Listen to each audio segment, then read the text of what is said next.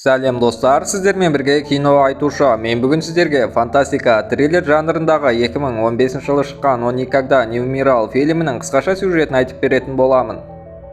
Бейне басталмас бұрын каналға жазылып лайк басып кетіңізші. Бұл сіздер үшін бірнеше секундтық іс, ал біз үшін үлкен қолдау. Ендеше кет. Басты кейіпкеріміз Джек қорқынышты түс көреді. Оны біреудің есікті тоқтаусыз ұруы оятады. Есікті ашуға бара жатқан Джектің арқасынан екі тыртықты көреміз. Ал есікті тоқтаусыз ұрып тұрған үй иесі Рут екен. Джек оған не керек екенін сөзсіз түсінеді. Өзінің бөлмесіне кетіп чемоданды ашады. Оның ішінде жаңа ақшалармен қатар ескі ақшалар да бар. Тіпті онда сирек кездесетін пистолет пен ақ-қара түстегі фотолар бар.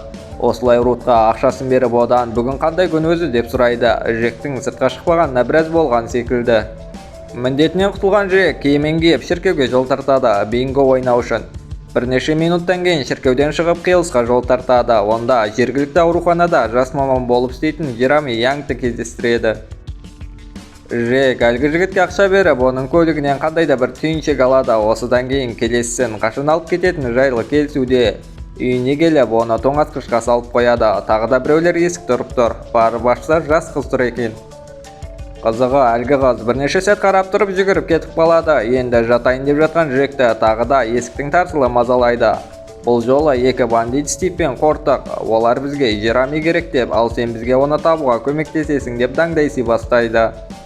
Джектің қорқпағанын көрген Қортық қаруын алып шығады, алайда Джек оны ойыншықтай көріп лақтырып жібере салады. Бұған шыдай алмаған Қортық оны ұрып жібереді. Қарап тұратын Джек жоқ. Ал Стив болса қарумен оқ атып, бұрыш баллончигімен көзіне шашады. Ал Джек болса балалармен ойнағандай әсерде екеуін есігінен шығарып лақтырып жібереді. Өзінің кереуетіне отырып қанаққан қолын қысуда. Джектің әрдайым келетін Таймс Сквер атты кафесі бар екен. Онда Кара есімді қыз қызмет етеді.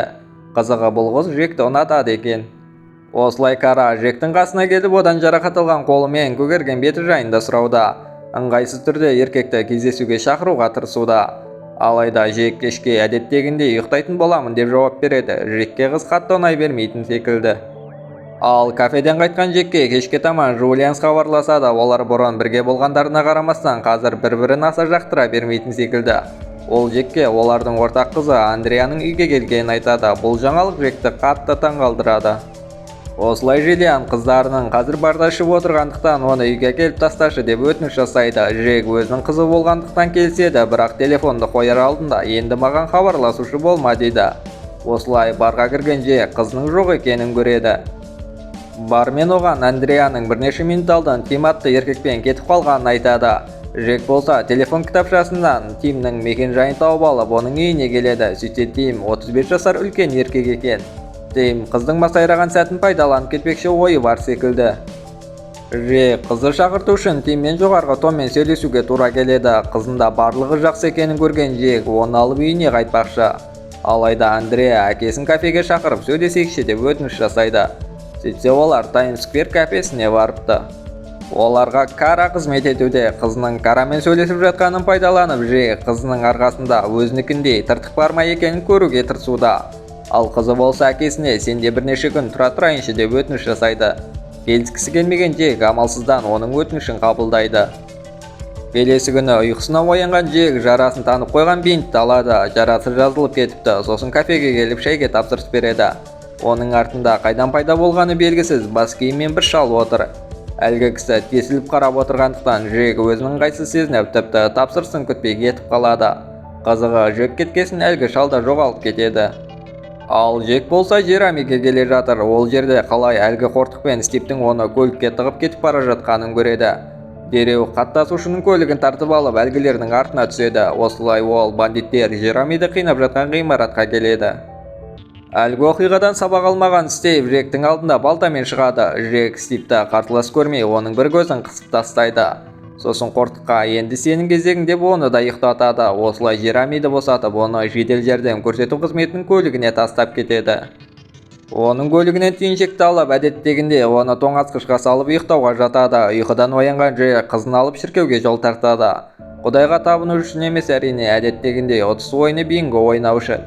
Қызы әкесінің болысын ақшаны текке құрту дейді, ал әкесі болса беті бүлк етпей іші пысқаннан ойнайтынын айтады. Осыдан кейін олар Таймс-сквер кафесіне қарай жол тартады, ал оларды онда тақырбас бандит Ларри күтіп отыр екен. Ларри Караның назарын аудару мақсатында оның қолындағысын әдейі итеріп жібереді. Сосын Джектің сусынына у құйып кетіп қалады. Кара олардың сусындарын алып келген кезде қызы оны бингоға бірге барайық деп шақырады. Қуанышты түрмен оларға кездесу ұйымдастырып бергенін мақтанышпен айтады. Осы кезде бас киімдегі шал қайтадан пайда болады. Андреа да оны байқайды. Джекті бұл қатты таңғалдырады. Қызына әлгі шалдың қауіпті екенін, сөйлесу былай тұрсын тіпті жақындауға болмайтынын ескертеді. Үйге қайтып келе жатқан Джек қандай да бір әлсіздікті сезінеді. Үйіне оралғанда қандай да бір шумды естиді. Сөйтсе олардың есігінің алдында 3 бандит тұр екен. Аяғында әрең тұрған Джек есіктен енді шыға бергенде теңселіп барып бандиттердің алдына құлайды. Ал бандиттер болса Джекті у салдарынан өліп қалды деп ойлайды. Оның қолын темір шынжырмен байлап денесін суға тастамақшы, алайда кенеттен өлді деп жатқан адамдар Ларриді өзімен бірге тартып суға құлайды. Ал Стив пен Қортық екеуінің де суға кеткенін көріп көліктеріне қайта оралады. Олар Джекті шынжырмен байлап қойғандықтан Ларридің аман сау шығатынына сенімді. Бірақ олардың өкінішіне орай судан Джек шығып келе жатыр. Үстіндегі шынжырды алып тастап Қортыққа жабыса кетеді. Джек Қортықтың мойнын жұлып алып оны аса рахатпен жейді. Өз-көзіне өзі сенбеген Стив қорыққанынан қаша жөнеледі. Үйіне оралған Джек тоңазытқышқа қарауда, алайда оның назарын қызы Андреа аударып жібереді. Адам жегісі келіп тұрған Джек өзінің қызын жеу ынтасымен күресуде. Оны тезірек кетіру үшін оны қорлап бұл жерден жоғал деп айғайлайды. Әкесінен бұны күтпеген Андреа үйден жүгіріп кетеді, ал Джек адам жеу ынтасымен күресуде. Теңселіп жүргенде жалға үй алушының қалай үй иесімен салғыласып тұрғанын көреді. Сөйтсе үйді жалға алушы үнемі өлеңді бақыртып қояды екен. Әлгі әйел кете салысымен Джек көршісіне жабысып оны жей бастайды. Көршісінен қалған қалдықтарды қоқыс контейнеріне тастайды. Таңертең өзін бірдеңемен аулау мақсатында шіркеуге барып бинго ойнауда. Бұл қатты көмектесе қоймағандықтан барға барып ішімдік іше бастайды. Бірнеше жол алкогольдік өнімдерді ішпей жүргеніне қарамастан. Бардан шығып келе жатқан Джек темекі шегіп тұрған екі жігітті көреді. Оларға тиісетін себеп іздеп әдейі қалтасындағы ақшаны тастайды. Сөйтсе жігіт Джек ойлағандай емес екен. Олар оған ақшасын қайтадан өзінің қолына тапсырады. Ал бас киімдегі әлгі шал болса көлікпен Джекке қарап өтеді. Тиісетін адам таба алмай жүрген Джек кетіп бара жатқан жолда үлкен денелі жігітті соғып кетеді. Қызыға ол жігіт те одан мәдениетті түрде кешірім сұрайды. Мына өмір не болып кетті деген Джек қорғаушыға асылып әлсіздікті сезінуде.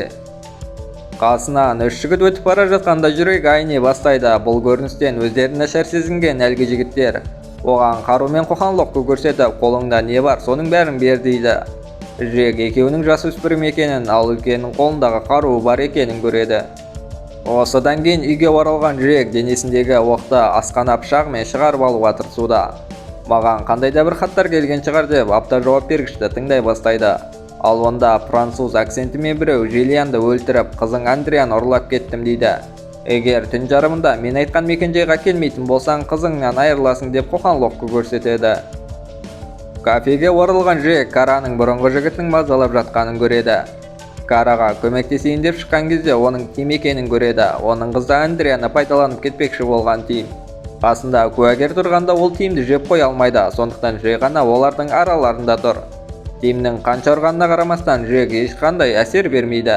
Тіпті қанды оның бетіне түкіріп тастайды. Оның жынды екенін түсінген Тим қашып кетеді. Өзімен бірге олардың Карамен бірге алған ортақ көлігінің кілтін де алып кетеді. Ал Джек алғаш рет Караны үйіне дейін шығарып салады. Жол бойында өз өмірінде 50-ге жуық мамандық ауыстырғанын айтады. Кара романтикалық сәт туды ма деп үмітпен қарап тұрғанда, Джек өзінің қатта шыққанын түсініп үйіне қарай жүгіреді. Дереу тоңазытқышын ашып, жерами берген түйіншектегі қанды алып шығады. Байқаусызда жыртып алып ашыққаны сонша полда жатқан қанды жалай бастайды. Ал ертесіне қызын ұрлап кеткендердің айтқан мекенжайы Докқа келеді. Алайда ол жерде бас киімдегі әлгі шалдан басқа ешкімді көрмейді.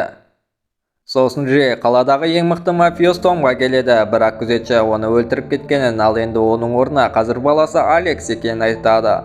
Сөйтсе Джек Томның жеке күзетшісі болып қызмет атқарыпты. Ол жұмыстан шыққасын мафия қырыла бастаған. Ол Алекстен ұрланып кеткен қызы жайында сұрайды. Алекс бұған қатысы жоқ екенін айтады. Таймс-скверге кірген Джек өліп жатқан менеджердің денесін көреді, ал екінші залға өткенде күтіп отырған бандиттерді көреді. Ал Кара болса сыбырлап мені құтқаршы деуде. Осылай Жек әжетханаға барады, оның артынан бір бандит те кіреді, алайда ол жерден тек Жек қана шығады, өзінің арқасынан пышақты суырып. Караға үстелге отыр деп мені көлікпен үйге апарып тасташы деп өтініш жасайды. Осы кезде тағы бір бандит жақындайды. Ештеңені білмейтін ол Жектің маңдайынан оқ атады. Бұл Жектің шегі болатын. Өз-өзін ұстауды қойған Жек барлығын өлтіріп арасындағы ең дәмдісін жей бастайды. Тек Стивті ғана тірі қалдырады, өзінің қызы Андреяның қайда екенін білу мақсатында. Ол Караға мені бандитпен бірге үйге апарып тастасаң саған сыйлыққа $1 000 беремін дейді. Осылай Кара рөлге отырады, ал Жек басындағы оқты алуға тырысуда. Себебі оны қалдыратын болса бас ауыратын болады. Үйге келген Жек қызға уәде берген сыйлығын беру үшін чемоданды ашады. Жек бандитті үйге кіргізіп жатқанда Кара оның ішіне бірнеше қызық заттарды табады. Қыз 400 жылдық вино мен Жектің бірінші дүниежүзілік соғыстан қалған суретін көріп қатты таңғалады. Түк түсінбеген Кара бұл қалай деп сұрауда, алайда Жектің басындағы тесікті көріп, бұл бәледен бәрі шығады деп ойлайды. Жек болса тіпті өзі қанша жаста екенін білмейтінін айтады, бірақ ол Библия кітабынан Кай есімімен танымал екен. Өзінің ағасы Авелияны өлтірген үшін оған жаза ретінде мәңгілік каннибал ретінде өмір сүру беріпті. Каннибал дегеніміз адам жегіштер. Жек Стивті байлап қойған жуынатын бөлмеге кіріп оған сұрақ қоя бастайды. Алайда Стив өзінің маңызды рөл ойнамайтынын, Андреяның қайда алып кеткенін білмейтінін айтады. Залға шықса оны французды гангстер Винни күтіп тұр екен. Гангстер оған қару тақап сыртқа шығып кетеді. Бірнеше минуттан кейін есік ашылады. Әрине кіріп келе жатқан қаңқан Жек қарны ашқан каннибал бандиттермен тамақтанады, өзінің ақшасы мен кейбір заттарын алады, осы пәтерге қайта оралмайтынын біліп. Сосын ауруханада жатқан Джеремиге барады. Сөйтсе жас жігіт оқу үшін Алекс есімді гангстерден үлкен көлемдегі ақша қарызға алыпты. Жек Караға қайта оралып маған көмектесші дейді. Бұл жолы қолымдағы барлық ақшаны беремін дейді. Бір күнде миллионер болған қыз келседі. Жолда анасыз қалған қызы Андреға қарайлашы деп өтініш жасайды. Клубқа келген Жек өзінің ішінен қарудан оқ алады. Күзетшілер оған пышақ тыққылап жатса да, бұл Жек үшін ине тыққандай. Барлығын өлтіріп, Алексің бөлмесіне кіріп келеді. Кенеттен ол бір жылаған дауыс естиді. Шкафты аударып тастап, есікті ашқан кезде байлаулы қызын көреді. Жылап отырған қызының алдында камера қойып қойыпты. Байғұс қыз көзін ашуға шамасы жоқ. Әкесі қызын қолына алып, Караның көлігіне алып барады. Караға оны ауруханаға апаршы деп өтініш жасап, өзінің осында қалатынын айтады. Қайта оралған Жек Алексің аяғын сындыруда. Сөйтсе Алекс Жекке оқ ешқандай ауру сездіртпейтіндіктен оның қызын ұрлап кетіп, оның ұрғанын бейнеге басып алып әкесіне жіберіп, Жектің өзін нашар сезінгенін қалапты. Бұның бәрін Алекс кек алу үшін істеген. Ол Жектің әкесін өлтіргенін біліп қойыпты. Жек болса, әкең Томнан кеткім келген кезде ол өзінен жібергісі келмегендіктен мен оны өлтірдім деп жауап береді. Сосын Алексті кінәлай бастайды. Сенің кесірінен өз-өзімді ұстай алмай қайтадан адам жеуді бастадым деп, сені тірідей жеп тастаймын деп қоқан-лоққы көрсетеді. Осы кезде бас киімдегі шал пайда болады. Жек бұны көріп ашуланады. Мен қылмыскерді жейіндеп жатқанда пайда болдың ба деп. Себебі шал Жек фараон болып қанша адамды өлтірген кезде де, Румынияда қаншама адамды түрмеге тоғытқан кезде де пайда болмапты. Бұл шал Жекті мәңгілік өмірге қарғаған өлімнің өзі екен. Жек өз өмірінде көптеген ауыр күнәлар жасапты. Осы істермен кейін мені өлім алып кететін шығар деген үмітпен. Бірақ ол сол күйі келмеген, ал қазір шал болса жай ғана үндемей оған қарап тұр. Осы кезде Кара келіп Андреяны кеш болмай тұрғанда көлікке отырғызуға көмектесті. Сөйтсе ол қызды әлі ауруханаға апармапты. Жекте Алексті өлтіру мен өз қызын құтқарып қалу таңдап отыр. Ақыры өз қызын таңдап кетер алдында Алекске сен шалды көретін боласың дейді. Бірнеше сәттен кейін әлгі өлім шалы Алексің алдында пайда болады. Егер сізге мәңгілік өмір берсе, немен айналысар едіңіз? Ойларыңызды пікірге жазып кетіңіз. Егер осындай видеоларды жиі көргіңіз келсе, каналға жазылып лайк басуды ұмытпаңыз. Қоңыраушаны қосып қойыңыз. Сіздермен бірге болған Кино Айтушы.